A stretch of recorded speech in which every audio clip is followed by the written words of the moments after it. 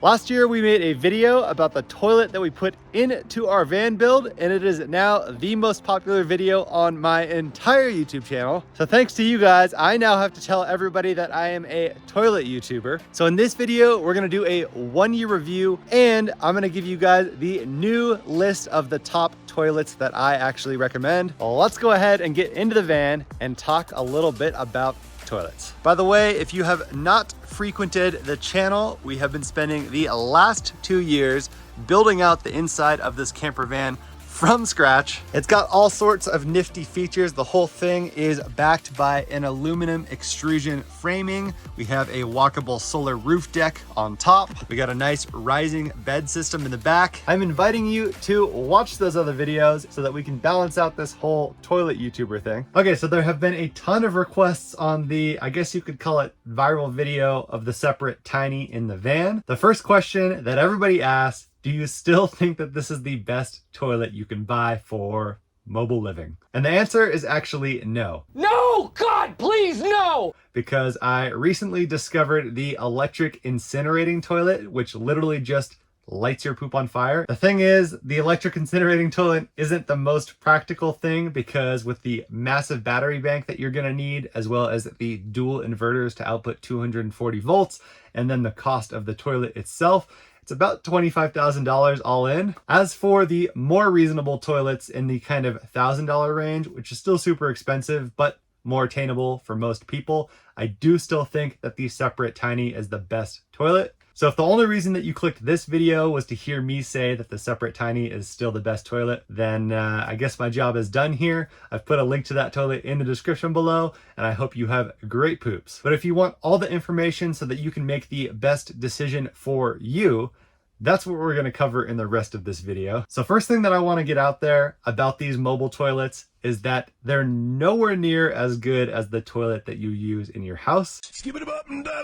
Only reason I mention it is because you need to go into it with that expectation that nothing's going to be nearly as good as a toilet connected to the sewage system. The sewage system is pretty dope. Whoever invented that, a lot of props to them. So when you're talking about which toilet is best, I think it's important to kind of lay out all of the options. So this is the chart right here of all of the different toilets that I think are the best mobile toilets available. So let's go ahead and dive straight into the A tier toilets. So the Separett Tiny is one toilet in a class of toilets called waterless urine diverting toilets. The way that these work is they have two separate sections. They have a liquids container, and then they have a solids container. The liquids container is pretty dang simple. It's literally just a jug that you can pee into, and then you have to empty it out every few days. The Separett Tiny has a really nice little red light that turns on when the thing is almost full, letting you know when you need to take it out. And in my experience, I have to take it out every 2 to 3 days when I'm using it by myself. When you do need to dispose of the liquids container, you can either pour it into a toilet nearby, or depending on where you are, you can just straight up pour it onto the ground. And yes, at this point, there have been girls in the van, and I can confirm that the Separett urine diverting thing works for both men and women. And then we have the solid section, which is basically just a bucket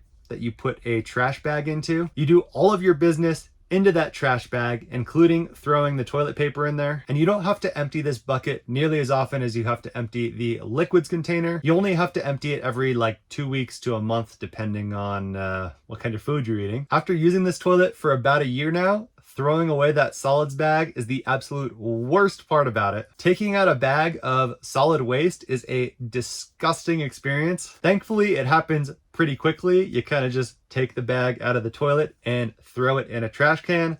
Hopefully a trash can that nobody's going to be within smell radius of. And some people complain about this idea of throwing poop away.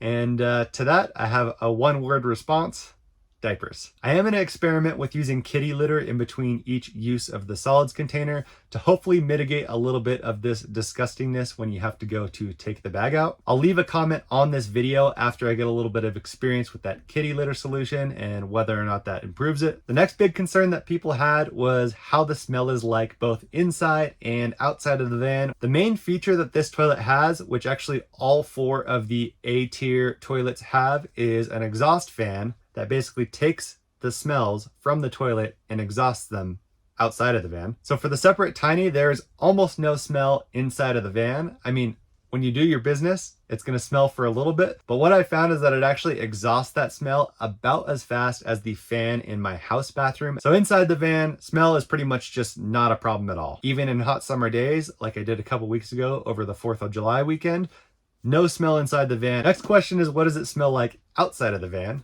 A lot of people were leaving comments along the lines of, I would never want to be parked next to you at a campground. And after reading those comments, I've actually experimented with like doing my business and then walking around the outside of the van, seeing if I can smell anything like a freaking weirdo. And I'm kind of confused why this is the case, but I actually don't smell anything. I've never had an experience where walking around near the van had any sort of bad smell. Makes no sense to me why that's the case, but that's been my experience so far. Other than that, the Amazon reviews for this particular toilet are pretty terrible. And it's funny because I normally find Amazon reviews to be like a pretty good indicator of whether or not a product's going to be good. And looking through the reviews on Amazon, there's a lot of people saying that that flap that seals the solids container when you're not using it just doesn't work as expected. So I could definitely see there being some quality control issues with this toilet in the sense that like you get one that just doesn't work as well. That being said, I must have just gotten lucky because I truly just don't have any of the issues that are in those 1-star reviews on Amazon. Then the last point about the Separett Tiny,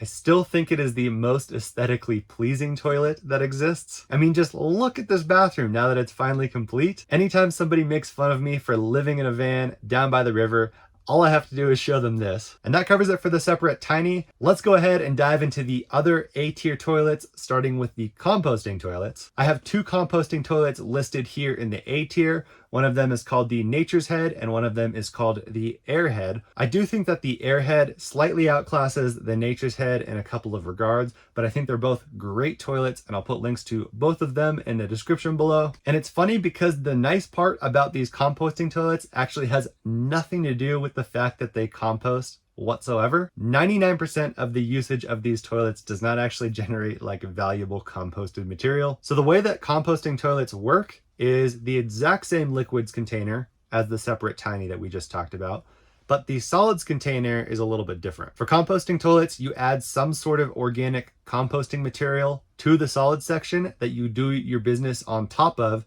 and then every time you're done using it, you use a little cranking mechanism to stir up the organic material with the material you just excreted. What that means is that instead of just having pure poop in the solids container that smells bad, you have like this organic compound dirt poop mixture. It just doesn't smell nearly as bad as the Separett Tiny's bag of poop. The downside though is since they have that mixing mechanism, you can't simply just have a bag that you take out and throw away.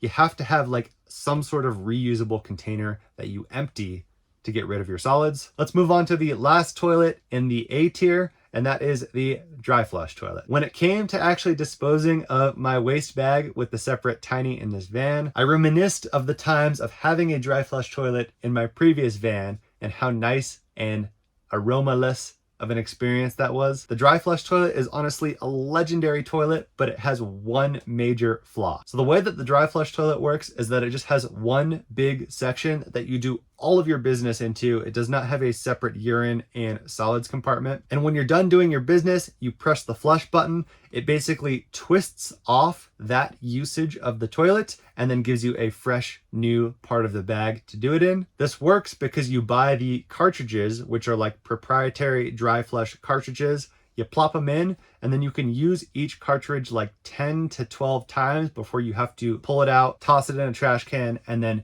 use another cartridge. Now the big downside of the dry flush is that it just simply doesn't work that well for number ones. If you try to pee in it one time and then flush, it doesn't really like seal it properly and some of it comes through into the next bead of that cartridge. To mitigate that, you can do things like try to pour a little bit of kitty litter on top of each of your number ones. At the end of the day, it works incredibly well for solids and it just doesn't work that well for liquids. When I was using the dry flush toilet, it got to the point where I ended up using the old sacred van pee bottle for all of my number ones, and I only used the dry flush toilet for number 2. That being said, I think the dry flush toilet is a great toilet overall. It definitely deserves a spot in the A tier, and I could even see it being the best possible toilet depending on your personal preferences. That covers all the A tier toilets, which are really the only ones that I recommend for mobile living. But let's talk about some of the other options that are available in some of our lower tiers. As you can see, I have put the Casette toilet into the B tier, which I know is very controversial. The way that Casette toilet works is they have this Casette, which is basically just a small black water holding tank, typically between like 3 and 7 gallons. The thing about the Casette toilet, which is similar to its close relative, the black tank toilet, it's an incredible experience for the people who just have to use it and don't actually have to deal with disposing of it. All you have to do is sit down, do your business, and then press the flush button, and it appears to flush the exact same way that a toilet in your house does. The challenge is it doesn't just disappear into our good friend the sewage system. It goes straight into that cartridge.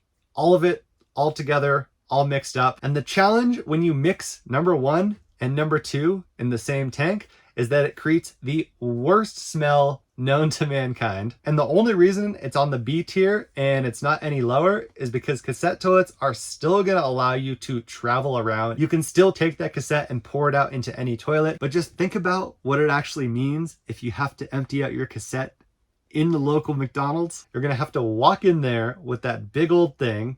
It's obvious to everybody what it actually is. Pour it into the toilet and then casually walk back out to your van. You're definitely gonna lose some street cred in that experience. And in the B tier, we also have the Sunmar toilets, which are basically just the cheaper version of the A tier toilets. They make both composting and urine diverting toilets. They just don't work quite as well, but they're a decent option. Also in the B tier, we have the good old-fashioned bucket. Now at first glance, this might sound really gross, but they do make toilet seats and urine diverting attachments for 5-gallon buckets. They're super cheap. I'll put links to them in the description below. And that actually takes the bucket up to the B tier because you can use it in a very similar way as like the waterless urine diverting toilet, like the Separett Tiny. But with how cheap they are and how decent of an experience they are, I definitely still think the bucket makes the B tier. Moving down below the B tier, we have C tier.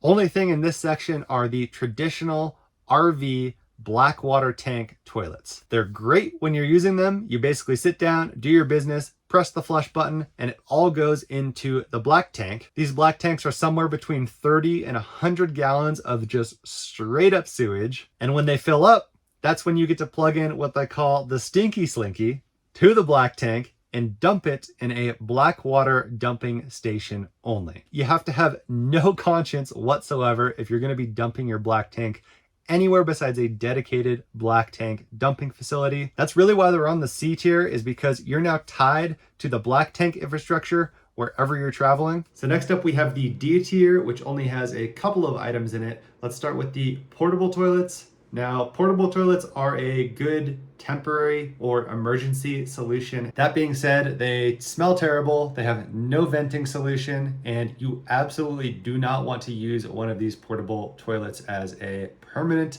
toilet solution. And then the final option, just to put the rest of this stuff into perspective for you guys, we have good old digging a hole in the ground. Now, we've all had experience doing this. It's not fun. You can only really do it if you're out in the wildy camping. Imagine if you had to do that in a city. So that covers it for all of the toilets that are currently available on the market. But I do want to spend a brief second talking about what I think could be the theoretical best mobile toilet if somebody invented it. At one point over the last year, I legitimately considered inventing this toilet and productionizing it. But right after I started considering that, my day job business started getting incredibly busy, and turns out I'm not gonna have the time to do it. I do really want to share this idea in the hope that somebody creates it. The idea is a dry flush for the solid section, and then having a regular urine jug for the liquid section. That effectively makes it a mix between a urine diverting toilet and the dry flush toilet that we just talked about. What that would mean is every time you go number 2 and you press the flush button, it's going to twist it off and there's going to be no smell. It's incredibly easy to dispose of, and the cost per cartridge goes way down because you're only using it for number 2s. And then for the urine side, it's just a regular old pee jug. The challenge is that the dry flush company has a patent on that dry flush mechanism.